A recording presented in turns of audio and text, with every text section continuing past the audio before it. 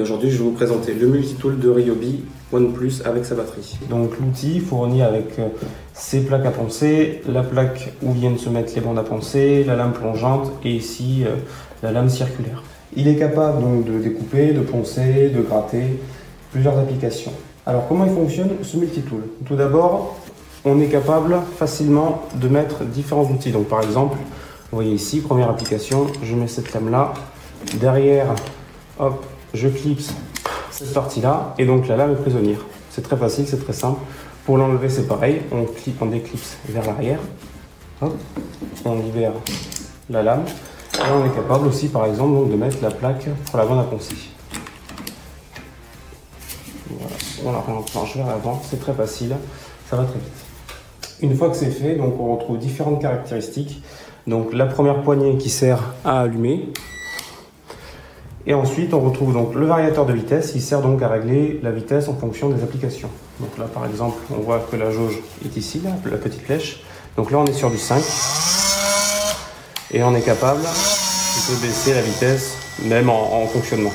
On a aussi ici le petit bouton de verrouillage qui nous permet, quand on l'appuie, de relâcher la poignée. Et donc, l'outil fonctionne tout seul. Ça permet de remonter la vitesse.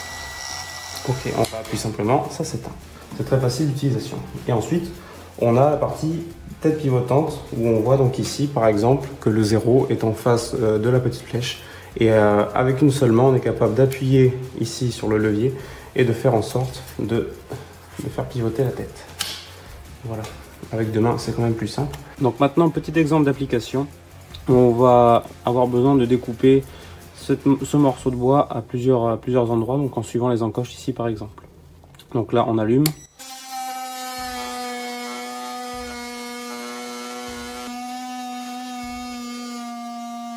Ah, donc ici, on a découpé la première partie. On est capable de changer d'outillage. On déclipse ici. Hop, on sort cette lame-là. On place la lame plongeante. Voilà, qui se cale bien grâce à l'aimant. Hop. Et on peut continuer la découpe.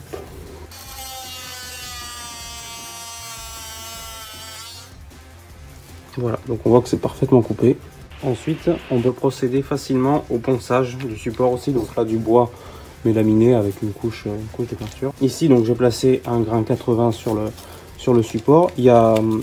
C'est très pratique, il y a 6 bandes qui sont fournies, donc 2 en grain 80, 2 en grain 60 et 2 en grain 120 pour la finition.